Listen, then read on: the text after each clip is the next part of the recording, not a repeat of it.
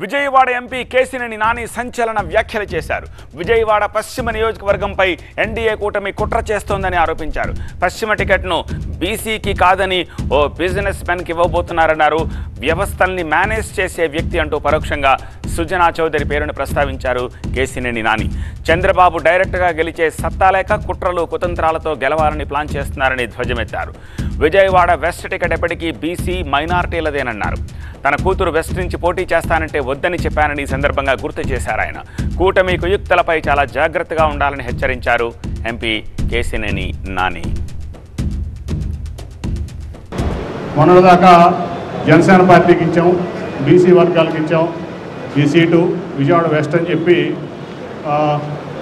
Telugu Desam party Janasena కూటమి NDA Bharatiya Janata party కూటమి announce చేసింది.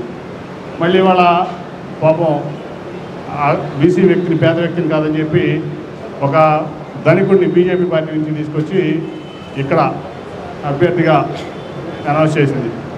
మీకు గుర్తుండే ఉంటుంది, నేను తెలుగుదేశం పార్టీలో ఉన్నప్పుడు కూడా విజయవాడ వెస్ట్ నేను మొత్తం కోఆర్డినేట్ చేస్తున్నప్పుడు చాలామందికి అపోహ ఉండేది.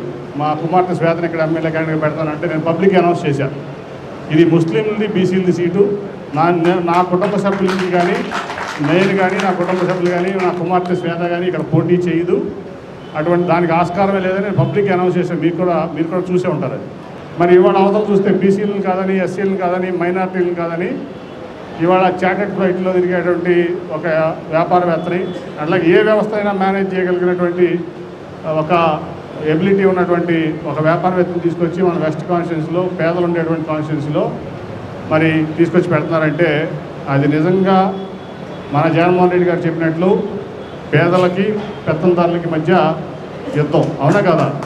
ఈ ప్రాంతానికి ₹1 కూడా లాభం చేకూర్చినటువంటి వ్యక్తి, అంటే ఉపయోగపడినటువంటి వ్యక్తి, ఏ అభివృద్ధి చేయనటువంటి వ్యక్తి తీసుకొచ్చి ఇక్కడ ఎందుకని పెడుతున్నారనేది మన సమాజానికి చెప్పాలి.